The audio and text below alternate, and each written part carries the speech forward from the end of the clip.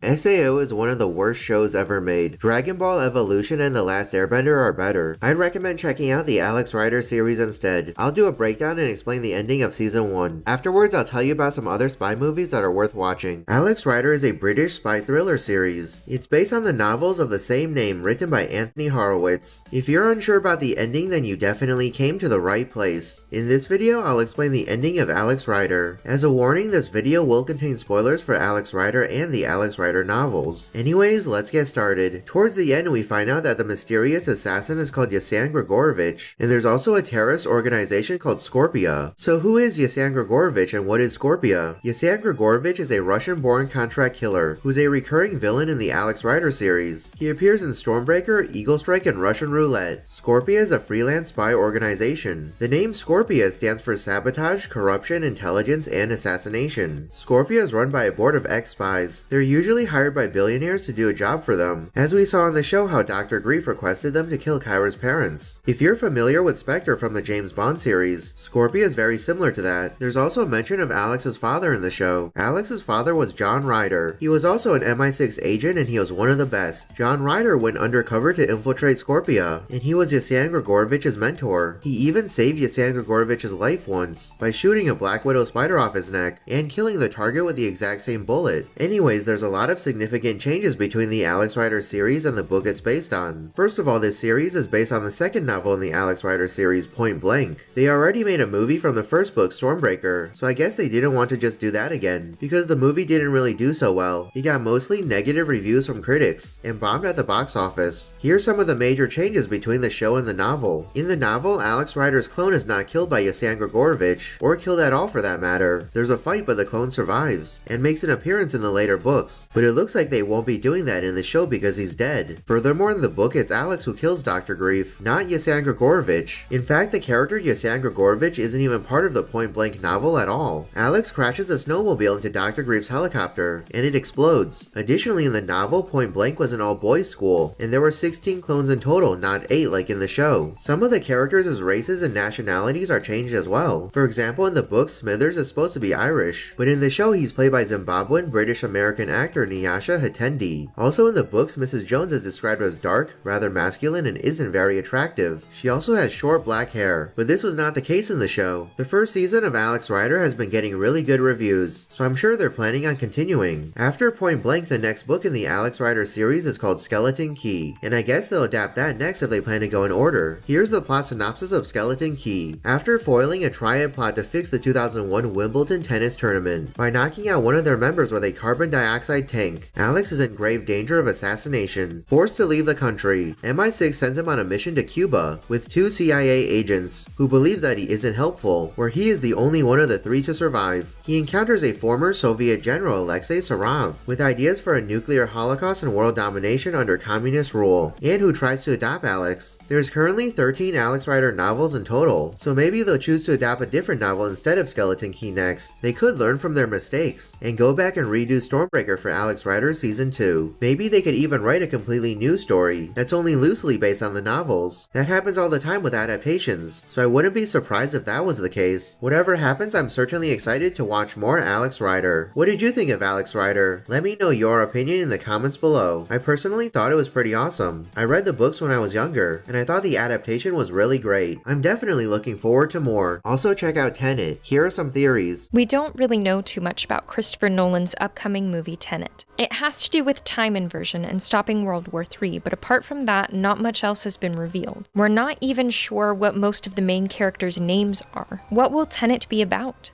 Well, I have a few theories. In this video, let's take a look at 5 things that might happen in Tenet. Number 1, Inception sequel. Tenet might be a secret sequel to Inception. Sure, it sounds crazy, but this kind of thing has been done before. For instance, Split was actually a sequel to Unbreakable. I don't think anyone predicted that to happen, yet it turned out to be true. So it's possible that Tenet and Inception share a much deeper link. Christopher Nolan said that he conceived the idea for Tenet over 20 years ago, which would have been the early 2000s. This is important because Christopher Nolan said that he worked on Inception's script for for 9 to 10 years. Inception came out in 2010, so this means that Christopher Nolan started writing Inception in the early 2000s as well. In other words, Christopher Nolan came up with the idea for both Inception and Tenet at around the same time, and he started working on the script for both movies at around the same time. This is even more proof to confirm that Tenet is most likely a sequel to Inception. Furthermore, Michael Caine is in Tenet and Inception. It's possible that he's playing the same exact character. As mentioned at the beginning, we don't know what most of the characters' names are. Maybe this was done on purpose to avoid spoilers. If the filmmakers revealed that Michael Caine was playing Professor Stephen Miles, his character's name in Inception, then it would have given everything away. Moreover, John David Washington has confirmed that Tenet is somewhat connected to Inception. Here's what he said in an interview with Esquire. "I'd say Tenet is an in-law to Inception. They're related by marriage. They get together for Thanksgivings, family barbecues, like that kind of thing. Other than that, one lives in Europe, the other one lives in Compton." Number 2, cloning. If you take a look at some of Tenet's movie posters, you can see that John David Washington appears 2 times on them. Maybe the reason for this is due to cloning. Remember, cloning was a big part of the story in Christopher Nolan's other movie, The Prestige. Hugh Jackman's character, Robert Angier, would make copies of himself while the original drowned in a water tank beneath the stage. Perhaps this cloning will be part of Tenet's story as well. In the trailer for Tenet, you can clearly see that John David Washington's character dies instead of giving up his colleagues. His death could be permanent, and the other John David Washingtons we see in the movie are actually clones of the original. Number 3, identical twins. In the previous point, I talked about how cloning was a big part of Christopher Nolan's other movie, The Prestige. Another surprise in that movie was that Christian Bale's character, Alfred Borden, had an identical twin brother. This could be the reason why we see 2 John David Washingtons on the Tenet poster.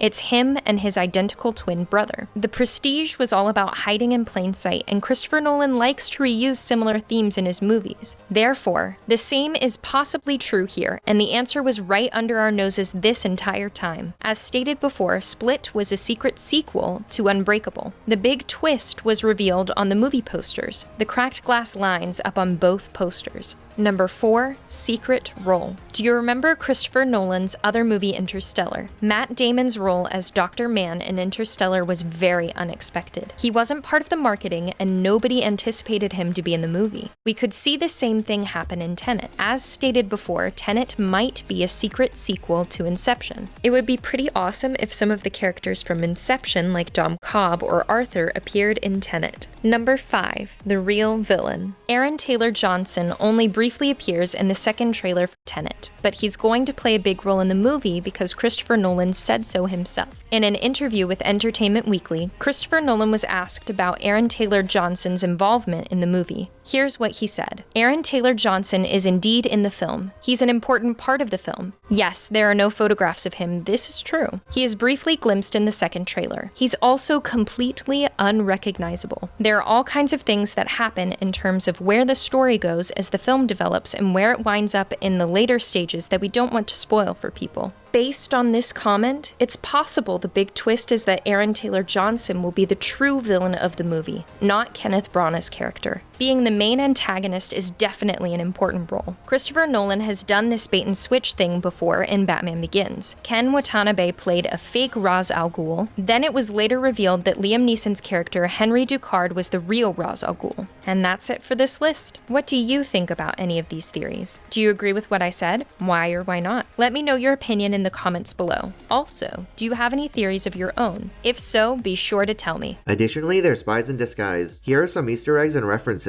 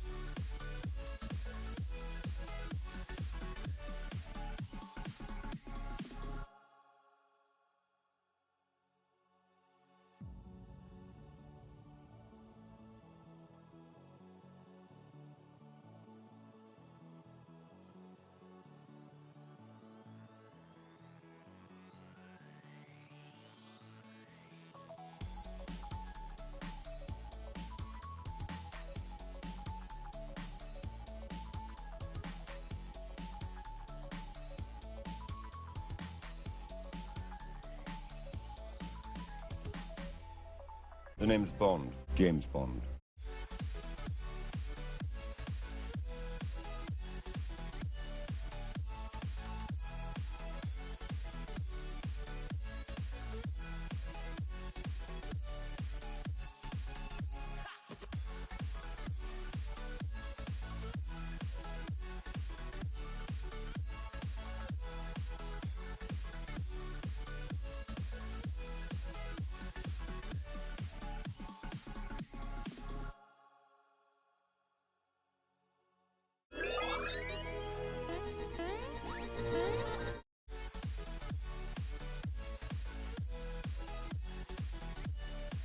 Hasta la vista, baby.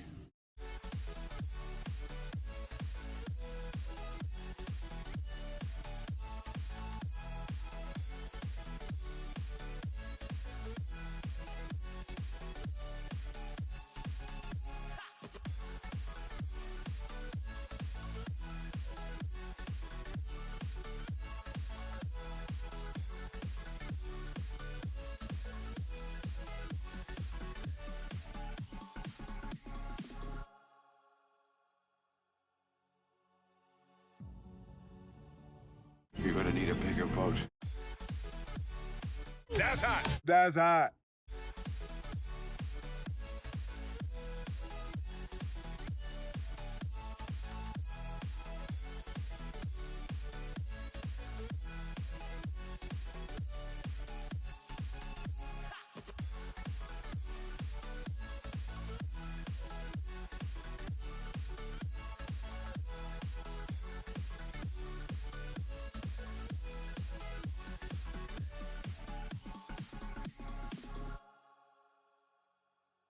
Well, that's it for this video. If you enjoyed it, make sure to subscribe so you never miss a future upload. Thanks for watching, and I'll see you in the next video.